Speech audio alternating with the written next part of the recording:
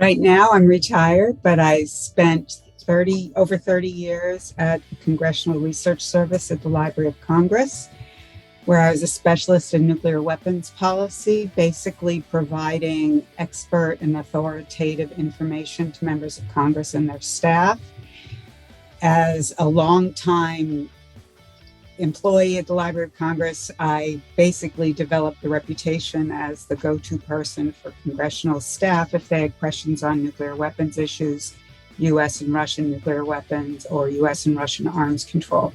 My focus is basically just those two areas, although I have a bunch of tangential areas of expertise as well.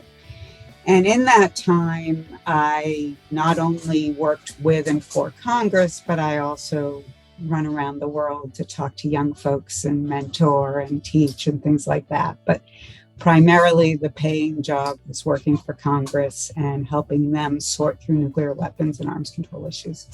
I am one of the very few people probably who can say that my master's thesis is still something I think about and write about, but monitoring and verification for arms control, particularly US and Soviet or US and Russian arms control, was the subject of my thesis. And I have a way of thinking and talking about monitoring and verification that makes its way into several CRS reports and has started making its way into other things that I write for other people as well.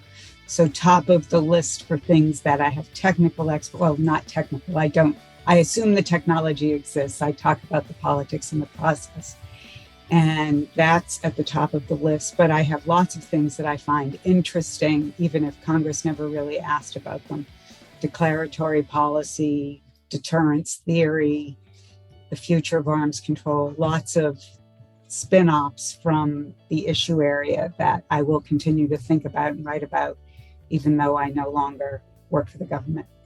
A couple of things that I talk about often when I go out and talk to students. One is the future of US Soviet, US Russian arms control, which requires a look back at US Soviet arms control. There's a lot of truisms and misunderstandings, in my view, in what that history looks like, not necessarily the details of the negotiations, but what it was intended to do.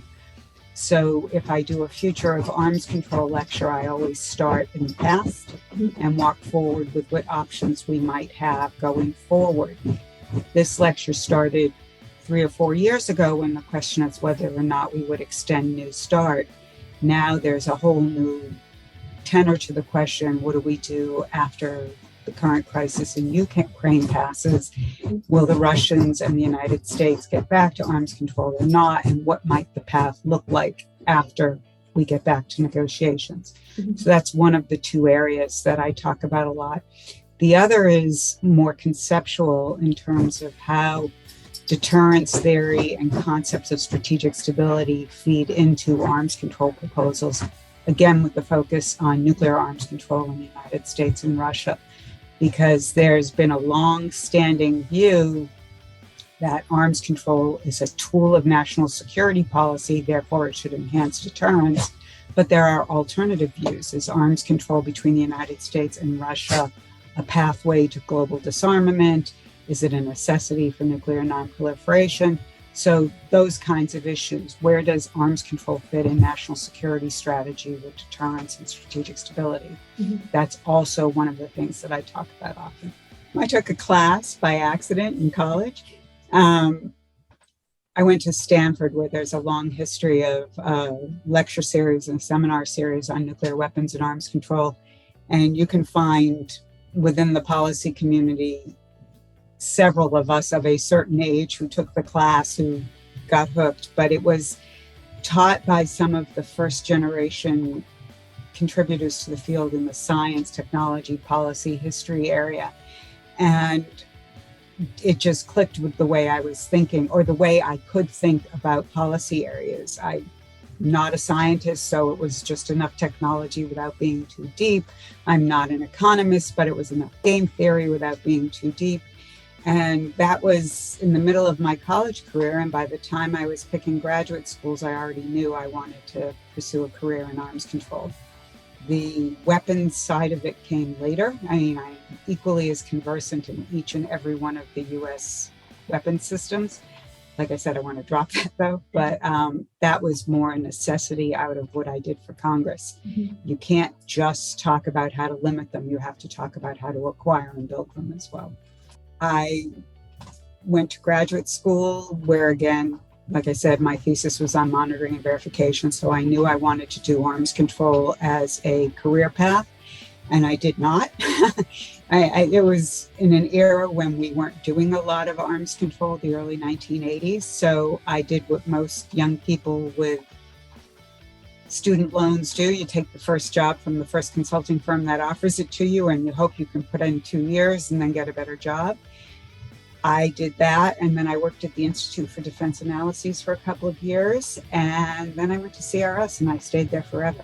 Yeah. So even though coming right out of graduate school, I had to pitch myself as more of a generalist, I stuck with what I wanted, and I found my way in. I did not ever, except for 1 year, go and work inside the executive branch of government, which is what a lot of people want to do. Mhm. I spent a year at the Pentagon in the 1990s, and I had my fill of bureaucratic politics, and I went back to Congress. Global nuclear destruction will ruin your day. Yeah. That's what I told people when I was interviewing for jobs coming out of graduate school. I want to save the world from nuclear destruction. But it's not just that it's such an important issue. It's that facts matter.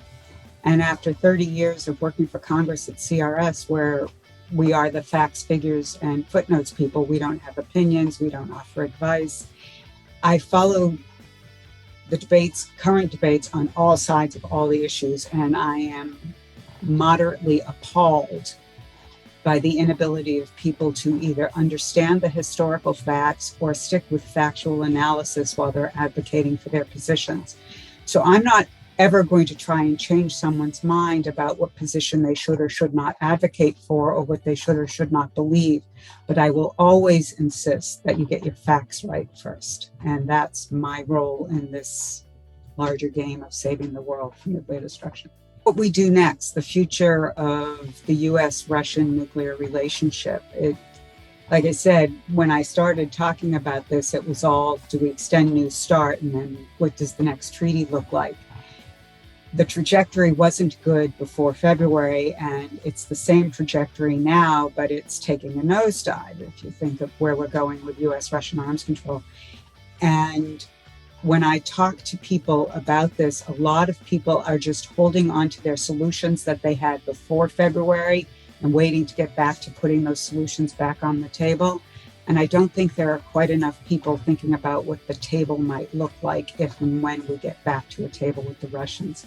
So I don't know what it will look like either, but I'm not sure that holding the answers to the questions you were asking before and putting those back on the table is actually going to do us any good. We may need to ask new questions and come up with new answers.